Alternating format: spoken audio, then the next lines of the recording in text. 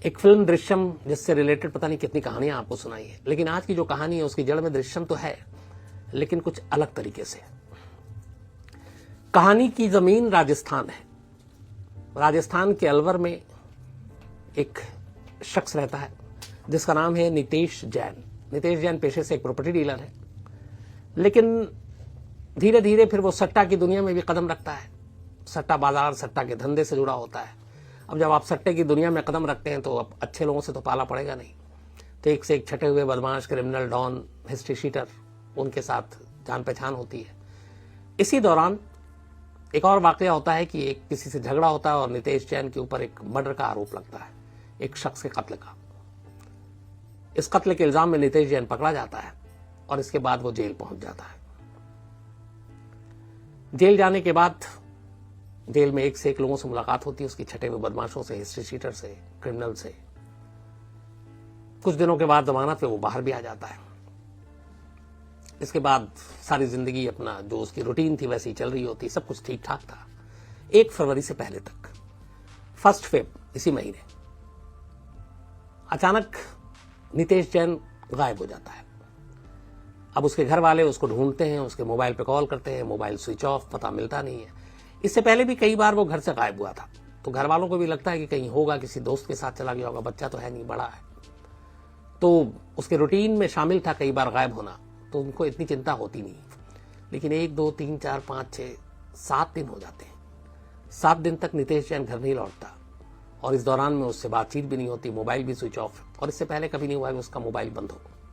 7वें दिन परेशान होकर घर वालों ने नितेश के अलवर पुलिस में एक गुमशुदगी की रिपोर्ट लिखाई।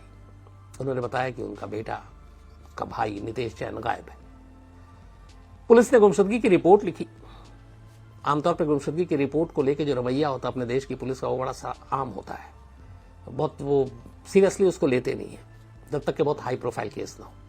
और यहाँ नितेश जैन एक मर्डर के इल्जाम में जेल भी गया है, सट्टा की दुनिया से भी उसका रिश्ता है, तो पुलिस यूं ही बैठी रहती है, फिर भी उसका पता नहीं चलता है। घर वाले परेशान होते हैं। इसके बाद नितेश जैन के घर वाले पुलिस को कहते हैं कि हमारे बेटे के ऊपर कुछ खतरा भी मंडरा रहा है, आप देखिए, ढूंढिए, नहीं तो उसके साथ कुछ हो सकता है। तो उन्होंने पूछा क्या हुआ, तब वो एक हिस्ट्री शीटर जो अजमेर का डॉन है उसका नाम लेते हैं और कहते हैं कि वो कई दिनों से उसके पीछे पड़ा हुआ था, और नितेश ने अपने भाई को ये बात भी बताई थी कि कुछ क्रिमिनल उसके पीछे पड़े हुए हैं। अब पुलिस के कान खड़े हुए। अब अलवर से मामला अजमेर पहुंच गया। अजमेर में छानबीन शुरू हुई, नितेश जैन के केस की तफ्तीश शुरू हुई। पता क्या गया कि वो कौन है, तो पता चला वो हिस्ट्री शीटर, वो बदमाश, वो डॉन, उसका नाम हरीश लंगड़ा है। हरी लंगड़ा जो है वो एक घोषित अपराधी है, कई बार जेल जा चुका था। अब पुलिस हरी लंगड़ा को जीरो इन करती है, पूछताछ करती है, वो कुछ बताता नहीं है। पुलिस इसके बाद अब उसके साथियों के ऊपर भी नजर रखती है, कोशिश करती है कि कुछ आइडिया मिले। इस दौरान में भी कोई क्लू नहीं मिल रहा है। अब पुलिस नितेश जैन और हरीश लंगड़ा, इनका आपस में क्या रिश्ता है, इसको समझने की कोशिश करती है। तफ्तीश जारी थी। इसी दौरान पुलिस को कुछ कहानियां पता चलती हैं। कहानी यह थी कि नितेश जैन जब मर्डर के इल्जाम में जेल गया तो उसी जेल में ये हरी लंगड़ा भी बंद था, घोषित अपराधी। जेल के अंदर दोनों की मुलाकात हुई। मुलाकात के दौरान दोनों की एक दूसरे से जान पहचान हुई। अब वो एक डॉन टाइप का था, नितेश एक तरह से नया नया क्राइम की दुनिया में, एक मर्डर भी कर चुका, सट्टे की दुनिया में भी था। तो आमतौर ऐसे लोग जो होते हैं वो बड़े डॉन, बड़े क्रिमिनल, बड़े हिस्ट्री शीटर, इनकी थोड़ी सी वो चाहते हैं कि उनका सर पे हाथ हो। तो इसी वजह से इन दोनों के बीच में दोस्ती हो जाती है। जेल के अंदर रहते हुए दोनों दोस्त बन गए, नितेश जैन और हरी लंगड़ा। तो अब दोनों की जेल में मुलाकात हुई, जेल में ही दोस्ती हो गई। कुछ वक्त के बाद नितेश जैन जेल से जमानत पर बाहर आ जाता है। थोड़े दिनों के बाद हरी लंगड़ा भी जेल से जमानत पर बाहर आ जाता है। अब दोनों बाहर मिलते हैं। अजमेर में इन दोनों की मुलाकात होती है। अजमेर में ही हरी लंगड़ा का घर था, जो हिस्ट्री शीटर है, डॉन है। दोस्ती इन दोनों को उनके घरों तक पहुंचा देती है। अब नितेश जैन का हरी लंगड़ा जो डॉन है उसके घर पे आना जाना शुरू हो जाता है। हरी लंगड़ा की एक बीवी थी जो उसी घर में रहती थी। घर जाने के दौरान कई बार उससे भी आमना सामना होता। धीरे धीरे घर आना जाना ज्यादा होने लगा नितेश जैन का। फिर एक वक्त आया कि जब नितेश और हरी लंगड़ा की बीवी में भी दोस्ती हो गई। अब दोनों उस मौके का इंतजार करने लगे जब हरी लंगड़ा घर पे ना होता, नितेश जैन पहुंच जाता, दोनों मिलते रहते। इस दौरान में फिर एक कोई और पुराना केस था जो खुला और हरी लंगड़ा को फिर से जेल जाना पड़ा।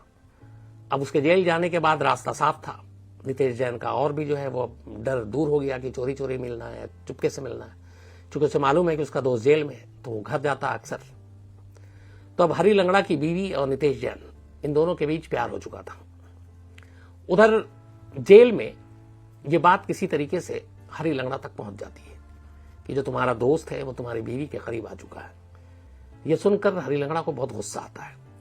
इसके बाद वो कोशिश करता है कि किसी तरह से जल्द जमानत मिल जाए। जमानत मिलती है, वो बाहर आता है। बाहर आने के बाद वो इस बात का एहसास नितेश जैन को नहीं करता है कि उसे सब कुछ पता है। लेकिन हरी लंगड़ा बाहर आने के बाद अपने जो बदमाशों की सर्किल थी उसमें एक ऐलान करवाता है।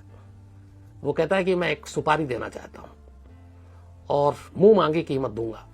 जिस शख्स के नाम की मैं सुपारी निकाल रहा हूं जो उसे मारेगा वो बोली लगाए। बहुत सारे क्रिमिनल आगे आते हैं। उनमें से एक क्रिमिनल, उसका नाम था मनोज यादव। भाड़े पे कत्ल करना, किराए पे कत्ल करना, सुपारी लेना। जब उसे इस सुपारी के बारे में पता चला तो मनोज यादव हरी लंगड़ा के पास पहुंचा। उसने कहा यह सुपारी मैं उठाऊंगा। सौदा 20 लाख रुपए में तय हुआ। 20 लाख रुपए दिया हरी लंगड़ा ने मनोज यादव को। अब मनोज यादव ने 20 लाख रुपए लिए और 15 लाख में यह सुपारी आगे ट्रांसफर कर दिया 3 और लोगों को। उन 3 लोगों को जिन्हें यह कत्ल करना था। 5 लाख का उसे मुनाफा हुआ, 15 लाख उन तीनों को, मतलब 5-5 लाख वो तीनों बांटेंगे। अब इसके बाद तीनों मौके का इंतजार करने लगे कि कब मौका मिले और नितेश जैन को रास्ते से हटाए। लेकिन इस दौरान में चूंकि हरी लंगड़ा के साथ दोस्ती थी नितेश की, तो उसके कुछ दाएं बाएं जो दोस्त थे वो नितेश को भी जानते थे। उन्होंने इस सुपारी के बारे में नितेश को बता दिया कि तुम्हारे नाम की सुपारी तुम्हारी दोस्त हरी लंगड़ा ने निकाली है, क्योंकि उसे पता चल चुका है कि तुम्हारी और उसकी बीवी तुम दोनों के बीच में करीबी है। नितेश ये सुनकर परेशान हो जाता है। उसे मालूम है कि हरी लंगड़ा किसी हद तक जा सकता है। अब अपनी जान बचाने के लिए उसे हथियार चाहिए था, पिस्टल, बंदूक, लेकिन वो कहीं मिल नहीं रहा था। इसने अपने कुछ सर्किल में बोला कि मुझे हथियार चाहिए ताकि मैं हरी लंगड़ा से अपने आप का बचाव कर सकूं। उसी सर्किल के 2 लोग जिसके पुराने दोस्त थे वो आगे आते हैं और वो कहते हैं कि मैं तुम्हें हथियार दिलाऊंगा, बट हथियार लेने के लिए फिरोजाबाद चलना पड़ेगा, यूपी। अब राजस्थान से, अजमेर से नितेश राणा 3 लोगों के साथ फिरोजाबाद के लिए निकल पड़ता है। फिरोजाबाद से उसे अपने लिए हथियार खरीदनी थी जिससे वो अपनी जान बचा सके। लेकिन जिन 3 लोगों के साथ वो अजमेर से फिरोजाबाद आ रहा था, उसे मालूम ही नहीं था कि यही 3 वो हैं जिनसे उसे बचना है और जिनके लिए वो हथियार खरीदना चाहता था। असल में यही तीनों उसका कत्ल करने वाले हैं। इस बात से बेखबर नितेश राणा उन तीनों पर भरोसा कर फिरोजाबाद हथियार खरीदने के लिए पहुंच जाता है। तीनों फिरोजाबाद में एक बिलाल नगर जगह है, वहां उन तीनों में से एक का घर था। वो पहले घर ले जाते हैं कि चलो कुछ चाय नाश्ता हो जाए, इसके बाद हथियार देंगे। घर पहुंचने के बाद मौका देखते ही तीनों में से एक पीछे से नितेश राणा के सर पे वार करता है वजनी लोहे के रॉड से। नितेश गिर पड़ता है। इसके बाद ये लोग उसका गला दबाते हैं बेहोशी में। नितेश की मौत हो जाती है। जिस घर में ये लोग गए थे उस घर में कंस्ट्रक्शन का काम चल रहा था। फर्श की खुदाई हुई भी थी, फर्श पे टाइल्स लगनी थी। पहले से उन्होंने प्लान कर रखा था। उस फर्श को ये और खोदते हैं, नितेश राणा की लाश को उसमें दफन करते हैं, गड्ढा बराबर करते हैं और फिर अगले दिन मजदूर, चूंकि ऑलरेडी घर में काम चल रहा था, उस दिन मजदूरों को छुट्टी दे रखी थी, फिर उसके ऊपर बाकायदा फर्श पे पूरा टाइल्स लगा देते हैं। अब नितेश जमीन के अंदर दफन है। ये सारी चीजें कत्ल से पहले सुपारी ट्रांसफर जो की मनोज यादव उसने, और तीनों जिन्होंने सुपारी दी उन्होंने दृश्यम फिल्म से ये पूरा सीन एक तरह से चुराया था। और उन्हें लगा था कि एक घर बन रहा है, किसी को शक नहीं होगा, अलग से कोई खुदाई नहीं हो रही है, मजदूर घर पे आ रहे हैं और जमीन के अंदर दफन, कहां राज बाहर आएगी।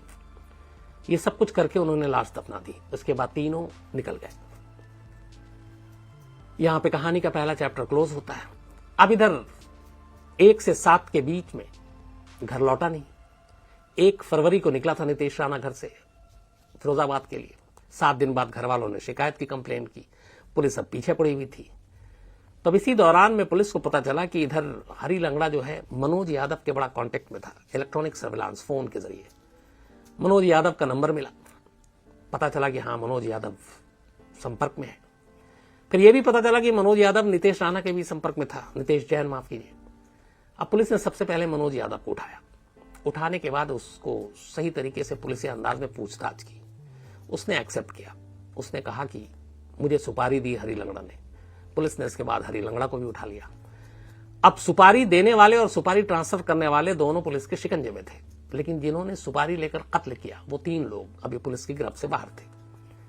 अब मनोज यादव को यह भी पता नहीं कि वो तीनों कहां हैं, लेकिन मनोज यादव ने यह बताया कि वो हथियार दिलाने के नाम पर नितेश को अपने साथ फिरोजाबाद ले गए थे, उन 3 में से एक के घर। और ये बात जब पुलिस को पता चली तो 13 फरवरी को राजस्थान पुलिस, अजमेर की पुलिस अजमेर से फिरोजाबाद पहुंचती है। फिरोजाबाद पुलिस को कांटेक्ट करती है और फिर उन 3 में से एक क्यूसी बिलाल नगर के घर में बाकायदा लोकल पुलिस को लेकर जाती है। उस फर्श की खुदाई होती है, बाकायदा इन कैमरा, और खुदाई के बाद उसके अंदर से एक लाश मिलती है। ये लाश नितेश जैन की थी। लाश बरामदगी के बाद अब यह साबित हो गया कि यह कत्ल हो चुका है और इस कत्ल में कौन लोग हैं, लेकिन कत्ल करने वाले तीनों कातिल अभी भी फरार थे। सुपारी देने वाला और सुपारी ट्रांसफर करने वाला बेशक शिकंजे में था। अब उन तीनों को मोबाइल भी बंद क्या करे। पुलिस को लगा कि एक ही चारा है। मनोज यादव ने उन तीनों से कहा था कि सुपारी के आधे पैसे काम होने के बाद देंगे, यानी कत्ल के बाद। कत्ल हो चुका था, आधे पैसे उन्होंने अभी लिए नहीं थे। और पुलिस ने मनोज यादव की गिरफ्तारी या हिरासत की खबर को बहुत ही छुपा कर रखा था। इस दौरान वो लगातार इंतजार कर रहे थे कि वो तीनों में से कोई एक मनोज यादव को कांटेक्ट करेगा।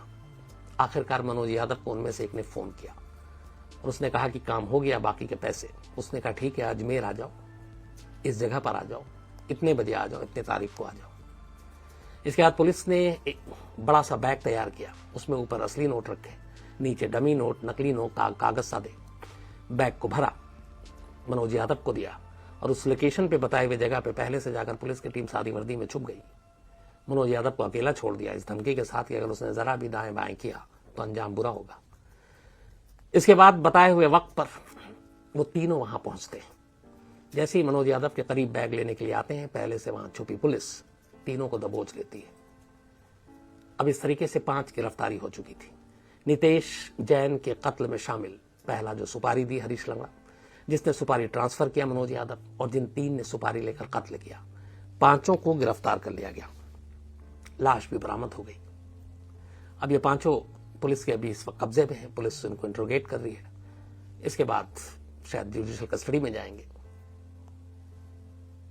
तो एक डॉन के साथ दोस्ती, एक बैड कैरेक्टर के साथ दोस्ती, नजदीकी, फिर उस डॉन की बीवी के साथ दोस्ती, नजदीकी, नितेश जैन को भारी पड़ गई। और शायद यही वजह है कि उसका कत्ल हो गया और यही चीज उसकी मौत की वजह बनी। इस वीडियो के माध्यम से हम समाज में घट रही घटनाओं से लोगों को जागरूक करने के कार्य कर रहे हैं। इस वीडियो के उद्देश्य किसी को आहत पहुंचाना नहीं है। इस वीडियो की पूरा क्रेडिट सर शाम ताहिर खान जी को जाते हैं। तो दोस्तों, आप लोग कैसे हो? आशा करती हूँ आप सब ठीक हो। तो दोस्तों, आप लोगों ने देखा कैसे एक शख्स गलत संगत में आ जाते हैं, गलत काम करते हैं और गलत लोगों से दोस्ती करते हैं, फिर उसका अंत मौत तक पहुंच जाते हैं। इसलिए कहती हूँ दोस्तों, हमें हमेशा सादगी से ज़िंदगी जीना चाहिए। हमें हमेशा क्राइम और क्राइम से जुड़े हुए लोगों से दूर रहना चाहिए। ऐसे ही और वीडियो देखने के लिए चैनल को सब्सक्राइब जरूर करें। वीडियो अच्छी लगे तो लाइक, कमेंट, शेयर जरूर करें। Thank you.